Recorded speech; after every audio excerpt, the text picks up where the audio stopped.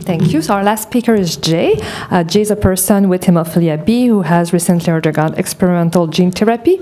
He was born in Montreal in, really want me to tell the year? Yeah? Is it your slide? Okay. 1964. He's one of 4 children, including an older brother with hemophilia. And Jay's life has been interspersed with multitude of bleeding episodes and recovery periods, treating with plasma, factor concentrate, and recombinant products. He has lived through many eras of hemophilia care and considers himself extremely fortunate to take part in such a life-changing hemophilia therapy. Thank you. I won't fall off. Thank you for inviting me, and thank you for allowing. I've hidden this from most people for over 50 years. I try to hide my condition. That's the way I am. So thank you for letting me speak about it in front of several hundred people. The green one? There we go. Oh, sorry. Okay, thank you. So yeah, I was, and still am, a participant in the Children's Hospital of Philadelphia's gene therapy trial for hemophilia B, using the Padua factor 9 gene, which is a hyperactive gene, the Spark 9001 trial. So I'll just talk in 4 sections briefly, a background of my life briefly, which won't take long, and modern events and my decision-making for going on the trial, and treatment itself and the trial experience, and my life since the treatment. So yeah, I was born in Montreal, the youngest of 4 kids, with one older brother who also has hemophilia, and moved to Toronto at about 9 years old, and I've lived in the Toronto area ever since. I live in Kitchener and Cambridge, Waterloo is where I live now. And I consider myself very fortunate, and that generally my childhood could be normal and with interspersed episodes of injuries, and that's to gauge how often. So childhood through my early university days, I'd typically be out of school for a couple weeks at a time for any given injury, usually a leg injury, bruise, about twice a year. Well, on average, and typically it would take about a month or 2 to get my mobility back to what I would consider normal. And just so you know, my factor levels, natural factor level is around 1%, was 1% or so. So in modern times, I typically treated for injuries of whatever, about 4 to 8 times a year on average with the modern products. And yes, I've lived through many years of hemophilia, care from the plasma drips, which took many, many hours down at the hospitals, to the concentrates, which shortened up the hospital visits quite a bit. And home infusion was a huge improvement in quality of life, because I could treat at home. I didn't have to let anyone know that I was hurt, and I would treat quicker, and then obviously reduce the severity of the damage, and I get better quicker. And then I lived through the 1980s, which will sum up as a very bad time, and then the heat-treated factor came in, which somewhat reduced my stress levels, but still it was as a human-based product, so still had some worries. And I was very happy when the recombinant factors came into being, because that I felt quite free to treat as quick as I could for any given injury, because of the lack of worry about pathogens. So a modern events decision to go on the trial. Even though modern times have been good with the home treatments, I did get a severe leg injury from, let's call it simply shoveling snow and the shovel rotating into my thigh. That's what happens. In 2014, not too long ago. And I treated the bleed. It seemed to get better, but about 3 or 4 days later, it just kind of went out of control. So I didn't control the bleed properly, I would say.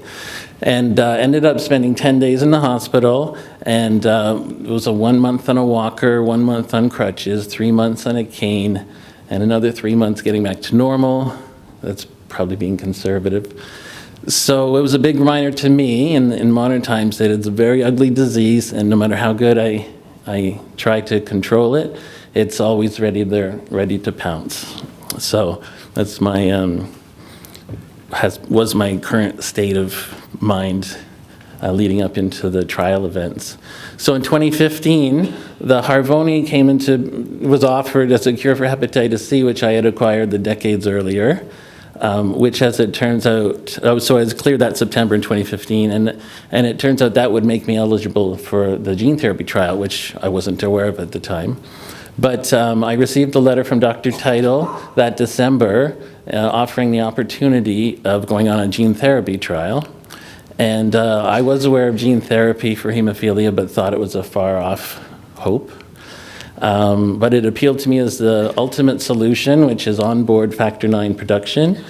So it's in my mind, total freedom. So my immediate emotional response was, I'm in, absolutely. And yeah, helping to banish this disease to the history books was too good to pass up. So after that initial letter and my response to it, I started researching anything and everything to do with gene therapy. And just the spring, I was able to meet with Dr. Title in person and talk about the specific trial, the Children's Hospital of Philadelphia trial. And I got a lot of questions answered, and with the information Dr. Title gave me, I was able to do further research on Dr. Catherine High, who's the main person behind this whole trial, and ultimately met up with Dr. George, who's the doctor who's leading the trial. And with all that information, I felt super comfortable with the professionalism and the passion, and definitely the caution and the care being applied to this trial. So it was green lights all the way for me, and I felt I was going to be part of something big, which I still do.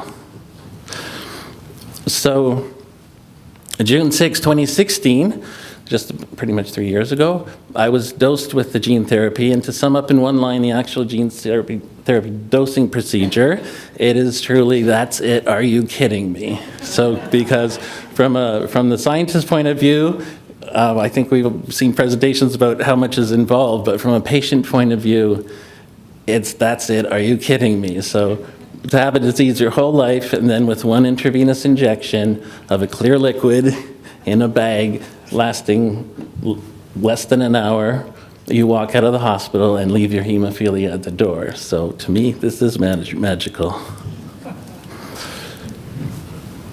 So the trial itself has been very enjoyable for me, superbly organized, respectful, and accommodating, and believe it or not, fun. So there's zero preparation for the trial, zero side effects from the dosing, and zero limitations. I put within reason because Dr. Title suggested I don't go and get into bar fights, so I promise you I won't be doing that. So too easy. So the blood draw, for the first 3 months, it's quite intense with blood draws because they want to make sure your liver levels are okay. So that was twice a week, but the blood draws were like a nurse would come to, as it turned out, my choice, but to my house twice a week in the morning, so didn't miss any work or anything. So that was very easy. And every couple of weeks for the first 3 months, I was going to Philadelphia, all expenses paid to Philadelphia, which I like that town. Some people don't, but it's worth going to. Yeah, so within the first couple days, my factor rose above 12% and steadily climbed over the next several weeks. And my first indication of my new superpowers was dropping a shelving unit on my shin at the Home Depot. And about 4 weeks after the treatment, and yeah, I got a pretty good bump on my leg, which pretty much went up and went down within a few hours, and within a few days, it had cleared up, which is extremely abnormal for a hemophilia person, normal for normal people. So my personal hope for the trial was a factor level 5 to 10%. In my mind, that would give me enough to stop the gotcha bleeds where you don't realize you've hurt yourself 2 or 3 days earlier, and then you wake up on some morning and you can't walk to the washroom because your leg's all swollen. So I was hoping that wouldn't be an issue in the future, and far fewer bleeding episodes with quicker recovery times. Definitely what I've experienced the last 3 years is factor level hovering around 40%. Kind of goes up and down because it's the hyperactive Padua gene, so it seems the activity level is a bit more up and down than a normal gene. And I haven't had anything close to a bleed in 3 years, so not even any stiffness or anything. So it's pretty amazing. So yeah, because I'm not a spring chicken, I still get panicky if I hurt myself. And like coming here, the door slammed into my butt on getting out of and my first thought is, uh-oh, I'm in trouble.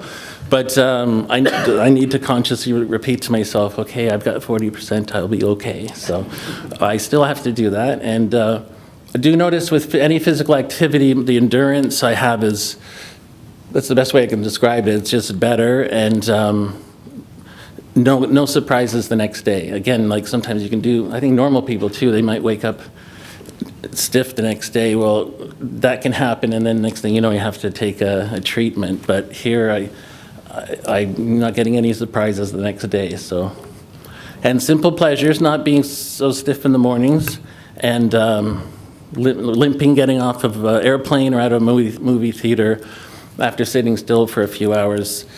I don't have the kind of the excruciating 41st steps anymore, so you just start walking, and that's a simple pleasure.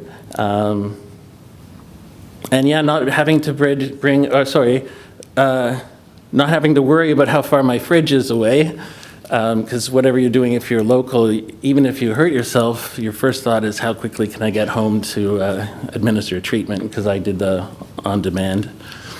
And not having to bring treatments with me when I go out of town is another simple pleasure. It's more room in the luggage.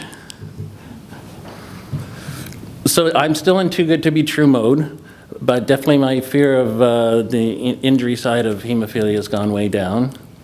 And describing to someone with hemophilia the excitement and magic of seeing injuries just disappear in a few hours is anticlimactic, because this is what I get. A normal person will say, so, and? It's like, but I have my brother who actually was on the same trial a few months after I am. The most fun is comparing notes with him, because he fully understands the magic of the gene therapy. So that's it. Thank you very much.